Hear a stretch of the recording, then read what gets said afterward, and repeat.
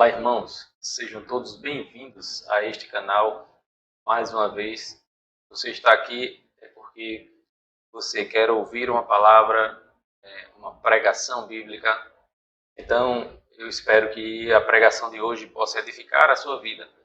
Nós estamos pregando no livro de Juízes, essa já é a quarta mensagem. Se você ainda não ouviu as outras mensagens, você encontra as outras mensagens aqui no canal. Vai estar aqui como sugestão de vídeo a mensagem anterior. E aí você pode acessar as outras mensagens a partir daí. Então, se você gostar dessa mensagem, ela edificar a sua vida, você possa compartilhar para outras pessoas que possam também ser edificadas, que você entenda que podem ser edificadas com esta palavra. Amém? Então vamos lá. Vamos ouvir a palavra do Senhor no livro de Juízes, no capítulo 2, versículos 20 até o capítulo 3, versículo 6. Abra sua Bíblia ou acompanhe a leitura do texto que estará passando aí na sua tela também. Diz assim: A ira do Senhor se acendeu contra Israel, e ele disse: Visto que esta nação desfez a aliança que fiz com seus pais, e não deu ouvidos à minha voz, não expulsarei mais de diante dela nenhuma das nações que Josué deixou quando morreu. Farei isso para pôr Israel à prova, para ver se guardará o caminho do Senhor, e se andará nele como seus pais o fizeram. Assim o Senhor permitiu que aquelas nações ficassem na terra, e não as expulsou logo, nem as entregou nas mãos de Josué. Estas são as nações que o Senhor deixou na terra para pôr à prova todos de Israel, que não haviam participado de nenhuma das guerras de Canaã. Ele fez isso para que as gerações dos israelitas que não haviam participado das guerras anteriores pudessem ser treinadas para o combate. 5 líderes dos filisteus, todos os cananeus, os sidônios e os heveus, que habitavam no monte Líbano, desde o monte Baal-Hermon até Lebo-Hamate. Essas nações ficaram para que os israelitas fossem postos à prova por meio delas, e assim demonstrassem que obedeceriam aos mandamentos que o Senhor dera aos seus pais por intermédio de Moisés. Os israelitas viviam entre os cananeus, os heteus, os amorreus, os perizeus, os heveus e os jebuseus. Tomaram as filhas deles por mulheres e deram suas filhas em casamento aos filhos deles e cultuavam aos seus deuses. Amém? Vamos orar ao Senhor? Pai, muito obrigado pela tua palavra. Direciona nesse momento. Ensina-nos conforme a tua vontade. Nos ajuda a praticar a tua palavra em nossas vidas. É o que pedimos em nome de Jesus. Amém. Quando eu era menino, lembro-me de um momento, e aí talvez você também possa lembrar na sua vida alguns momentos aí em que você foi disciplinado, né, pelos seus pais, por algum motivo, alguma coisa que você fez. E eu lembro de um momento que eu fui disciplinado e essa disciplina, ao meu ver, foi injusta.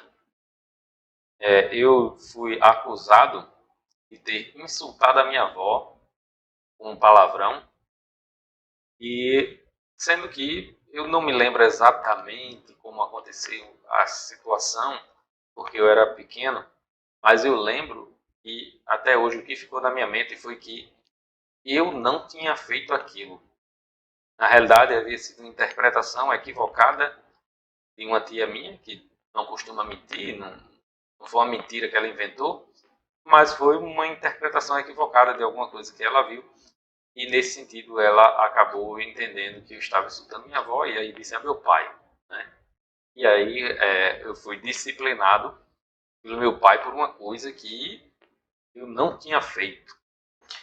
Aquela disciplina foi injusta, né? Mas Deus nunca nos disciplina de forma injusta. Nunca. A disciplina do Senhor, ela é sempre muito justa, muito clara. Do alto de sua sabedoria, sua disciplina sempre acontece para o nosso bem e para nos ajudar a nos aproximarmos dele. É por isso que hoje o tema da mensagem será a disciplina de Deus. Nós temos visto como o povo de Israel, ainda na época de Josué, não obedeceu completamente à voz do Senhor, retirando aquele povo. Quando Josué distribuiu os povos na terra, eles deviam ter retirado aqueles povos para poder viver ali na terra tranquilamente, obedecendo ao Senhor. Porém, eles não fizeram isso. Eles se acomodaram, receberam seu pedaço de terra, se acostumaram, ficaram ali, mas não obedeceram ao Senhor, tirando todo aquele povo dali. Então, o que acontece? Deus se ira com isso porque sabe do mal que aquilo vai trazer. E aí a gente viu na última mensagem que surgiu ali uma geração diferente da geração de Josué, uma geração que não conhecia o Senhor. Foi só Josué e os anciãos morrerem, eles perderam a sua referência, e aí aquela geração que não conhecia o Senhor acabou partindo para outros caminhos de desobediência. E aí eles viveram uma verdadeira roda viva, onde eles cometiam ali um ato de idolatria contra o Senhor, a nação se prostituía com os ídolos ao seu redor. Deus mandava um opressor, uma nação que os oprimisse. Quando eles estavam oprimidos, eles se lembravam do Senhor e clamavam a Ele pedindo perdão. O Senhor levantava um juiz que os libertava daquele povo invasor. Então, o que acontece é que o povo viveu esse ciclo durante os 400 anos ali, 400 e poucos anos ali dos juízes, 430 anos. E, obviamente, isso desagradou ao Senhor. E aqui a gente vai ver mais especificamente na mensagem de hoje como foi aquela disciplina de deixar as outras nações ali. Porque, no final das contas, quem expulsava as nações não era Israel. Israel não tinha força para isso. Desde os 12 espias, quando foram enviados antes dos 40 anos no deserto, eles já sabiam que não tinham força para isso. Deus é que tirava as nações. E Deus decidiu que algumas daquelas nações ficariam ali como disciplina dele para o povo. Então vamos entender um pouquinho sobre essa disciplina. A primeira coisa que nós aprendemos é que o Senhor nos disciplina quando quebramos a nossa aliança com Ele. Assim, a ira do Senhor se acendeu contra Israel e ele disse: visto que esta nação desfez a aliança que fiz com seus pais e não deu ouvidos à minha voz, não expulsarei mais de diante dele nenhuma das nações que Josué deixou quando morreu. Ora, Deus irou contra o povo. Aquela ação, aquela atitude deles, de, ao perder a referência de Josué e dos anciãos, buscar referência dos deuses das outras nações e servir aos deuses das outras nações, agora isso suscita a ira de Deus. Né? Deus se ira contra Israel, mas a ira do Senhor não é como a nossa, pois Deus sempre se ira contra o pecado, o que demonstra seu caráter santo. Então, Deus se ira e não peca. Geralmente, quando nós nos iramos, nós pecamos. É possível se irar sem pecar, mas geralmente quando a gente se ira, a gente peca. Deus não. Deus é santo. A sua ira é santa. Ele se ira sempre contra o mal, contra o pecado. A ira de Deus, ela foi o resultado da quebra da aliança. Né? A ira do Senhor se acendeu contra Israel. Ele disse: visto que esta nação desfez a aliança que fiz com seus pais. Então, o povo quebrou a aliança que tinha com o Senhor. Veja, em Deuteronômio capítulo 6, versículos de 4 a 9, diz o seguinte: ouve, ó Israel, o Senhor nosso Deus é o único Senhor. Amarás o Senhor teu Deus de todo o teu coração, com toda a tua alma e com todas as tuas forças. E estas palavras que hoje te ordeno estarão no teu coração. E as ensinarás a teus filhos, delas falarás sentado em casa e andando pelo caminho, ao deitar-te e ao levantar-te. Também as amarrarás como sinal na mão e como faixa na testa, e as escreverás nos umbrais da tua casa e nas tuas portas. Veja, uma aliança de Deus com Israel para que ele fosse obediente, ouvisse a lei, praticasse a lei, ensinasse a lei. Já no pé do Monte Sinai, no capítulo 20 de Êxodo, eles fazem ali uma aliança com o Senhor. Quando Moisés, eles pedem para que Moisés seja o seu representante diante do Senhor, porque eles estão com medo. Mas também eles dizem ali que aquilo que o Senhor disse a eles, eles fariam. Né? Então, o povo fez uma aliança com Deus. Mas agora essa aliança é quebrada. Eles desobedecem. Ao invés de eles servir ao Senhor como o único Senhor, eles se deixam levar pelos deuses das nações, pelos deuses que estavam ao seu redor. Deus já não era mais o único Senhor. Aquela geração de israelitas simplesmente não deu ouvidos ao Senhor, né? Eles desfizeram a aliança, né, que Deus havia feito com os pais deles e não deram ouvidos à voz do Senhor. Eles não ouviram. Lembra que Deus mandou um anjo falar com eles? Né? Ainda na geração de Josué. Mas ali já estava próximo, já tinha pessoas ali que ouviram a voz do Senhor, mas eles não deram ouvidos à voz do Senhor. O resultado dessa desobediência seria encarar as nações que permaneceriam na terra, mas não permaneceriam na terra pacificamente. Permaneceriam na terra para ser um transtorno para a vida deles. Foi isso que aconteceu. Então, trocar Deus por qualquer coisa desse mundo é uma forma de quebrar a nossa aliança com Ele. Uma pergunta que se faz é: você tem trocado Deus por alguma coisa? Qual a importância de Deus em sua vida? Se não tivesse Deus, como é que você acha que seriam as coisas? Então, trocar Deus por qualquer coisa é uma forma de quebrarmos a aliança com Ele. Só Deus é Senhor. Ele disse para Israel, né? Ouve Israel, o Senhor nosso Deus é o único Senhor. Nos 10 mandamentos, a primeira palavra do Senhor é: não terás outros deuses diante de mim. Só Deus, só temos que ter a Deus. Qualquer coisa que nós colocamos no lugar dele, nós quebramos essa aliança. Aqui eu não estou falando necessariamente de salvação, né? Mas eu estou falando desse relacionamento que temos com o Senhor e precisamos mantê-lo de pé. Segunda coisa, a disciplina do Senhor é sempre para o nosso bem, sempre. Lá no livro de Hebreus, a palavra de Deus diz que o Senhor disciplina a quem ama. A disciplina está relacionada ao amor de Deus e ao cuidado de Deus, porque a disciplina é uma forma de Deus nos orientar para o caminho correto. E às vezes, para que nós sejamos orientados, é necessário que haja um castigo também. Disciplina é também castigo, ela não é só castigo como alguns pensam, mas ela é também castigo. Então, exige castigo do Senhor para que a gente sinta a dor do nosso pecado, porque o pecado dói. E a gente precisa sentir a dor dele. Quando a gente não está sentindo a dor dele, é porque ele já deixou de machucar e aí a gente tem um problema. Então, algumas coisas aqui que a gente entende sobre essa disciplina. A disciplina do Senhor põe à prova o caminho que estamos trilhando. Veja, versículos 22 e 23. Farei isso para pôr Israel à prova, para ver se guardará o caminho do Senhor e se andará nele como seus pais fizeram. Assim o Senhor permitiu que aquelas nações ficassem na terra e não as expulsou logo, nem as entregou nas mãos de Josué. Veja,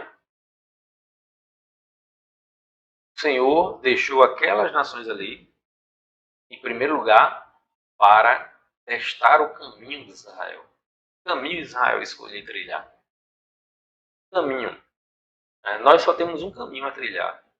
A vez que Jesus é o caminho. Jesus, eu sou o caminho, a verdade e a vida. Então é necessário trilhar esse caminho. É necessário caminhar por esse caminho que o Senhor nos oferece. Qualquer outra estrada que pegarmos vai ser complicado para nós. Então, quando o Senhor deixou aquele povo ali, aqueles povos ali, ele deixou para que Israel fosse testado. Mas para que testasse o seu caminhar com o Senhor. Eles caminhariam com o Senhor ou se eles se desviariam desse caminho. Nós já sabemos a resposta. A segunda coisa é que a disciplina do Senhor também nos treina para a guerra, para a batalha. Veja, no capítulo 3 já, né? Versículo 1 e 2 diz assim: estas são as nações que o Senhor deixou na terra para pôr à prova todos de Israel, que não haviam participado de nenhuma das guerras de Canaã. Ele fez isso para que as gerações dos israelitas que não haviam participado das guerras anteriores pudessem ser treinadas para o combate. O povo tem enfrentado muitas batalhas, mas agora você tem uma geração que não enfrentou batalhas. Ela já chegou lá, assentado na terra, e não se preocupou em expulsar, porque ela já estava se misturando com aqueles povos, assumindo a cultura idólatra daqueles povos.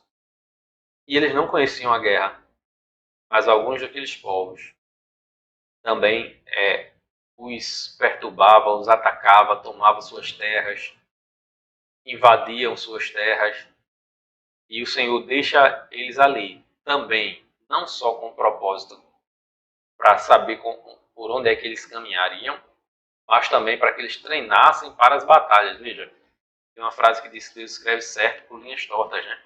É mais ou menos dentro dessa ideia. O pecado de Israel que produziu para eles aquele transtorno dos povos ali, também Deus usou para benefício deles, para que eles pudessem treinar para as batalhas. Assim, também pode acontecer com nossas vidas, né? Quantas situações acontecem na nossa vida que a gente acha tão difícil, tão duro, tão ruim, mas que depois a gente pode usar tudo aquilo para fortalecer a nossa vida e a vida de outras pessoas com o nosso testemunho. Então, às vezes, Deus permite situações na nossa vida para nos preparar para essa batalha, né? A batalha do nosso dia a dia, a batalha da vida, a batalha pelo Evangelho. Então, nesse sentido, o Senhor permite algumas situações para nos treinar para a guerra. No nosso caso, a guerra espiritual, né? No caso de Israel, a guerra física mesmo. A disciplina do Senhor, ela também põe à prova a nossa obediência à sua lei. Veja os versículos 3 e 4 do capítulo 3. 5 líderes dos filisteus, todos os cananeus, os sidônios e os heveus que habitavam no monte Líbano, desde o monte Baal-Hermon até Lebo-Hamate.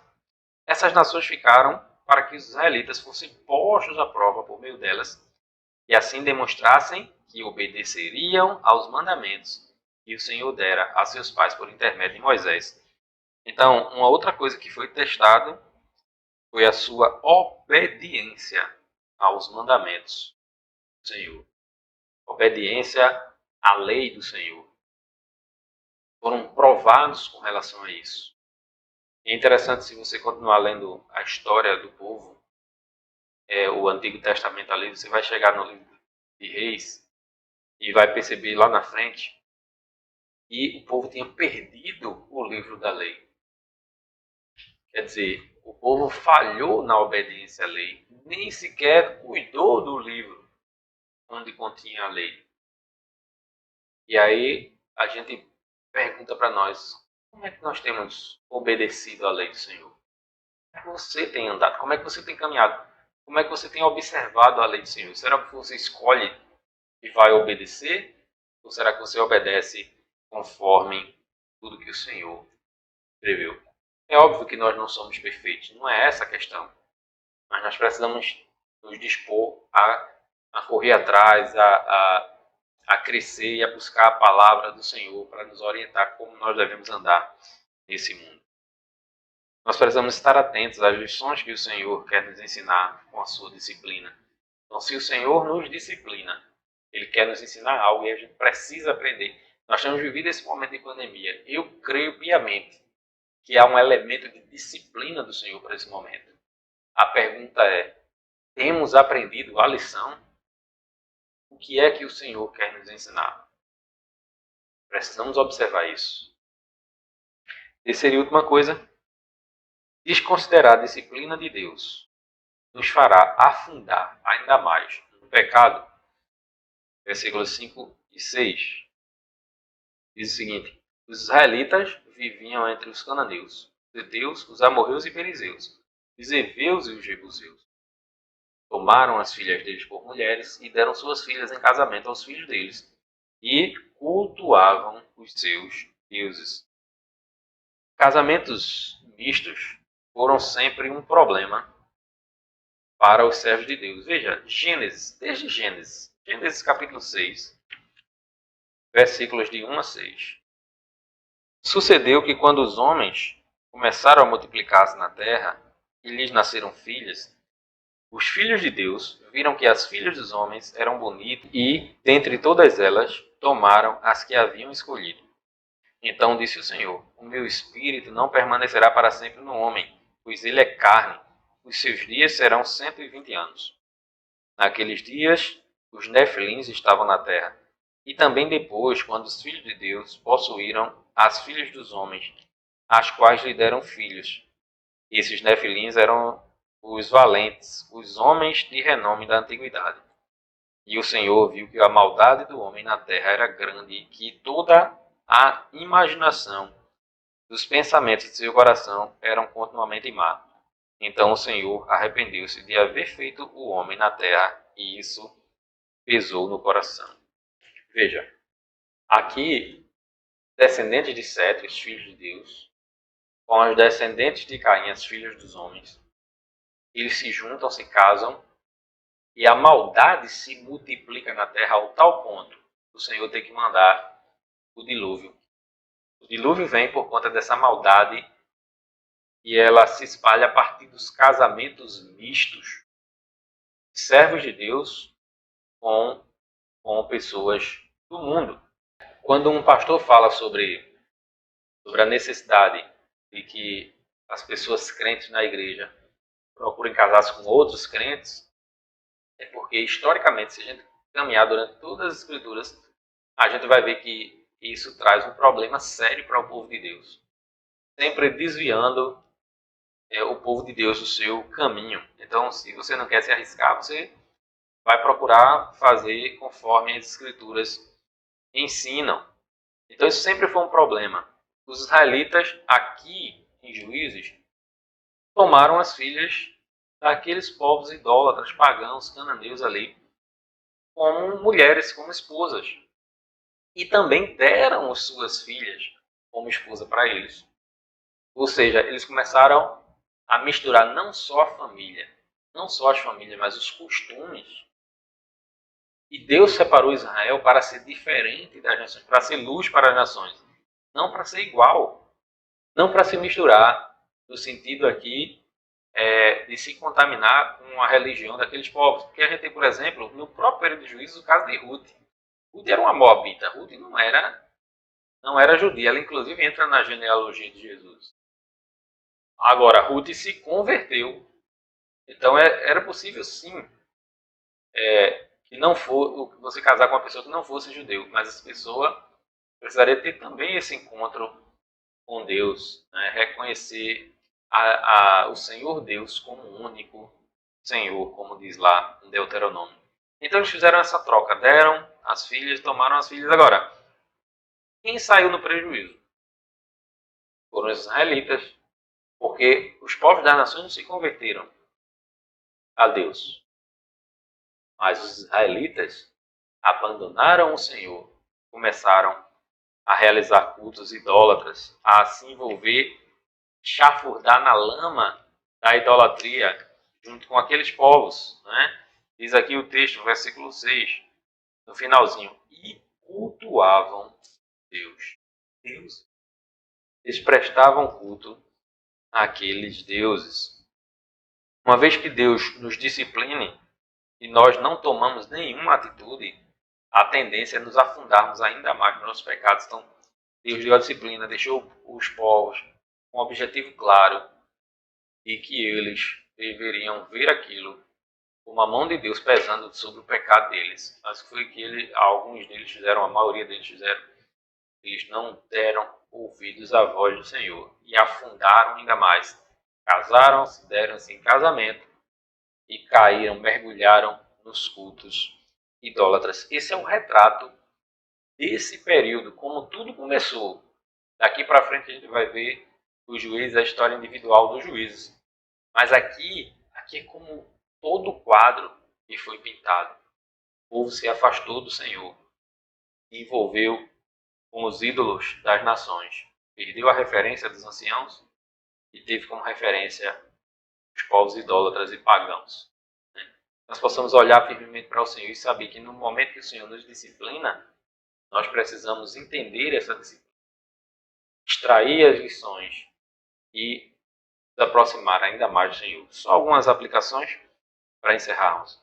Se quebrarmos a aliança com Deus, podemos esperar que Ele nos discipline para nos fazer voltar ao caminho correto.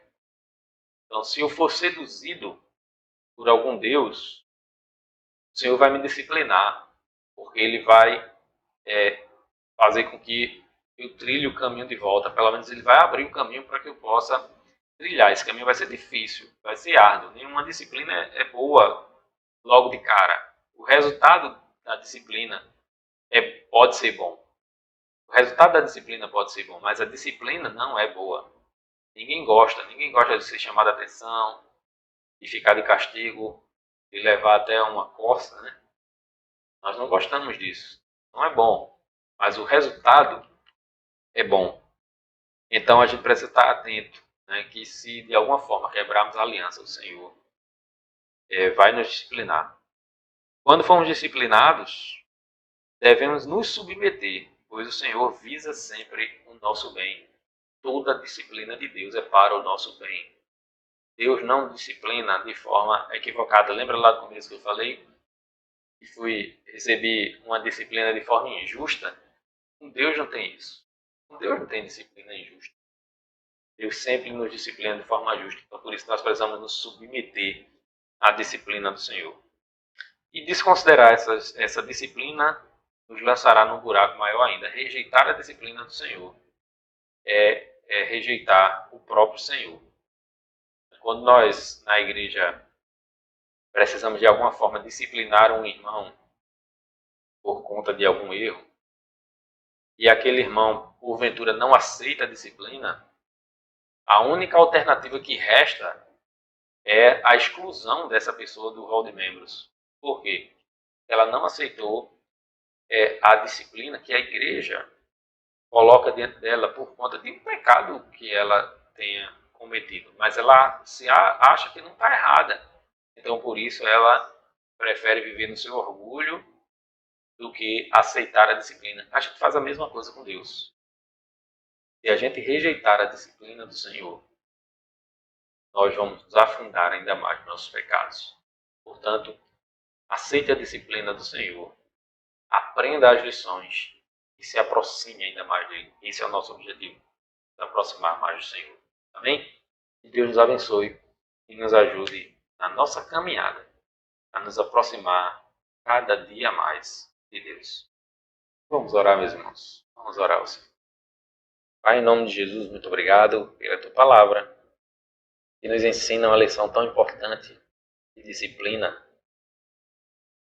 porque às vezes isso é necessário quando quebramos a aliança contigo e quando buscamos nossos próprios interesses, olhando ao redor e tentando fazer como o mundo faz.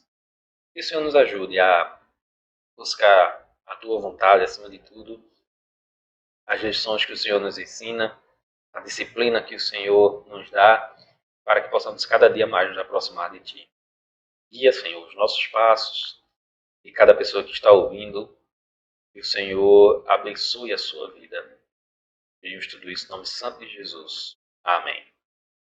Amém. Deus abençoe a todos. Até a próxima mensagem, em nome de Jesus.